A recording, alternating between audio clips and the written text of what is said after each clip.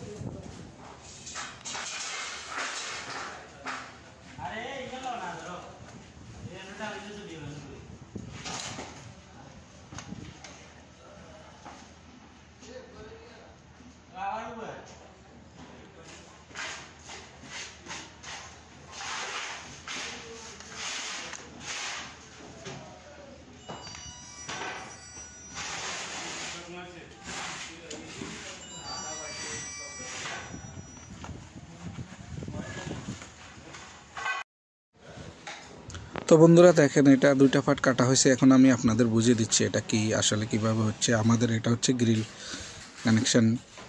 কানেকশানের। তো এটা হচ্ছে বটম পার্ট। তো গ্রিলের কানেকশানের সাইজটা হচ্ছে যেদিকে ডাক্টিং থেকে আসতেছে ওইদিকে হচ্ছে 300/250, আর গ্রিল যেদিকে আসবে সেদিকে হচ্ছে 1000/100 হচ্ছে গ্রিল, 1000/100 গ্রিলের সাইড।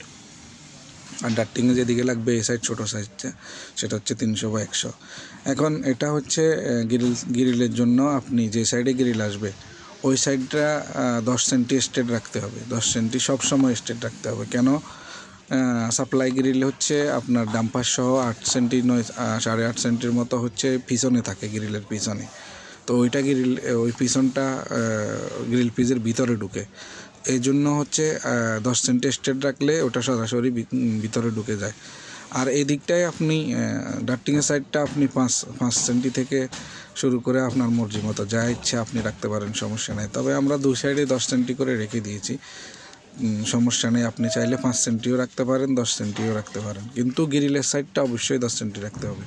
তো আপনারা দেখতেছেন এটা সাইড পার্টটা হচ্ছে আপনার আমাদের এটা সেন্টার টাইপ আর bottom flat. Centre type bottom flat আপনারা দেখতেছেন বটমের পার্টটা আগে কাটা হয়েছে, তো যে সাইড ফ্ল্যাট ওটা আগে কেটে নিতে হয়, ঠিক আছে। তো এটা আমরা আগে কেটে নিয়েছি, একটা সাইড কেটে নিয়েছি। এখন বাকি দুই সাইডের সাইড পার্টটা সেম হবে যেহেতু সেন্টার টাইপ গ্রিল পিসটা, কিন্তু টপের পার্টটা একটু বাড়তি আসবে। কেন? টপ থেকে ব্যান্ড আসবে, আপনারা দেখতেছেন টপ থেকে ডাউন আসতেছে, ওই ব্যান্ডের জন্য একটু বাড়তি আসবে, ঠিক আছে। এখন আপনারা মাপটা কীভাবে নেবেন টপের? এখান থেকে এখানে ব্যান্ড টু ব্যান্ড নেবেন। এরপরে আপনি স্ট্রেট দুদিকে কত রেখেছেন সেটা যোগ করে টোটাল যতটুকু হয় অতটুকু আপনি ওই পার্টটা নেবেন, ঠিক আছে। এভাবে এখানে কত স্ট্রেট রেখেছেন আর ওইভাবে কত স্ট্রেট রেখেছেন, তো আপনি ব্যান্ড টু ব্যান্ড মিলালে বাকিটা হচ্ছে অটোমেটিক হয়ে যায়।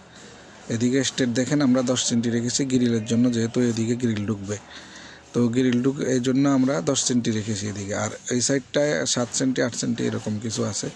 মাঝখানটায় আছে কত, ব্যান্ড টু ব্যান্ড কত আছে আপনি সেটা দেখবেন, ঠিক আছে।